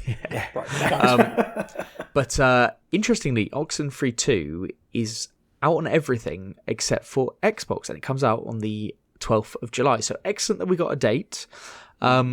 But this is the first big move that Netflix have made. So Netflix Gaming is and we actually had suggested online to us on Twitter that we should do a feature about Netflix Gaming, and I think that's a bloody good idea. Ooh, okay. So because this is a perfect example of Netflix making moves in the background, just quietly working away, and they have chosen to not put this game on Xbox. Now they see Xbox presumably as a cloud service competitor, and I know this wasn't going to Game Pass because people are saying, okay, it's not going to Game Pass, so why would it be a competitor? Yeah, but you don't put your games on your competition's platform. Yeah. And it seems like they've made that move, and that is mighty interesting from Netflix there. But this is their first big game, and can't wait for it. That's good. That's it. Okay. What do you want? It's not particularly my style, but it does look good. Yes. Yeah. You guys haven't played the first one at all, have you? No. I did some research but didn't jump in. I reckon, Eddie, it would be right up your price. I think I bought it for £1.99 on Switch, dare I say, when it was in a sale. It's currently £7 on Steam, the first one. What about I reckon you maybe on reduced. Maybe a key or exactly. something, buy it somewhere. But yeah, that first game is spectacular. So yes, but that indeed. was really direct. So what did you guys think of it in terms of Nintendo standard directs? I want Eddie to go first. Yeah. All right. I am going to say what I always say with these directs. I was not upset. I was not upset by the presentation, the snappiness of anywhere between 30 seconds and 2 minutes of a game. It's not like the fucking Xboxes and the PlayStations where sometimes they'll just go on and on and on and you just want to fucking die. These are to the point. They show lots. And again, Xbox and PlayStation can learn a lot from this. so much gameplay. Like, Yeah. I mean, in fact, I'm going to go as far as to say, was there one cutscene in the whole entire fucking thing? Don't get me wrong, point. I wasn't happy. Well, I shouldn't say wasn't happy. I don't like the developers talking about their game before it. But then again, you can kind of, understand it because they're It proud sells some their of these game. games, Eddie. Some of these games need that. Some of them have so much personality, some Yeah. don't. But Yeah. some of them really sell. Do you remember Curse to Golf? Yes, of course, yeah. That's true. That was on that Xbox event. That was sold by that developer. He was so charismatic and up for it, like so interesting. So I think that did wonders for the game. The right person in front of the camera, which often it isn't, does wonders. Yes, I mean, to put it into perspective, my time at Sandrock, I thought the developers were being held at gunpoint. I thought they so wanted to disappear as beyond belief. And then, of course, the Animal Well one with them running across the rocks, I thought was just fucking stupid. But I do understand. At the end of the day, it's their game, so fair enough if they want to come and talk about it. But yeah, the presentation itself, fantastic. The game's not bad at all. If you maybe play them, I'd be very upset. But Yes. as games that are for, the kind of Nintendo market, I think brilliant. Absolutely. I'd be over the moon. Once again, I'm more happy coming out of a Nintendo Direct than I am any PlayStation or any Xbox event. Okay. Fair play, Pete. Yeah. I think it's interesting, by the way. One, I would have spoken up, but Eddie was really on a charge with talking there. When we talk about developers before their games, I invite everyone to go and watch A Little to the Left's developers during their one. It will. Yes. It will stay with you. It will, yeah. Anyway, other than that, I do agree. I think Nintendo do these really well. I love the length of the presentation. I think it goes through really efficiently and gives everything enough time to pique your interest. And that's all it really needs to do, isn't it? It just needs to get you interested enough to look up stuff or 100%, yeah. get hyped for stuff. So, yeah, I think it works perfectly. There was little in here for me specifically, but I mean, I say that, there's 2 games there that I'd happily go for. Cult of the Lamb DLC and Shadows over Loathing. So 10% hit rate at minimum. That's not bad. Like, That's pretty good. Yeah, Yeah, and that's not bad. And the fact that you can watch this presentation not owning a Switch and still spot games that will come to whatever platform that you play on yes, is still pretty good as well. exactly. Yeah, not mad. Excellent. Well, if anyone had any feedback on what they thought about the Nintendo Indie Direct, Ben, how would they let us know? Email us, podcast@grumpygamers.co.uk, or tweet us at grumpygamerspod on Twitter. Fantastic. But for this week, it's GG. GG. GG!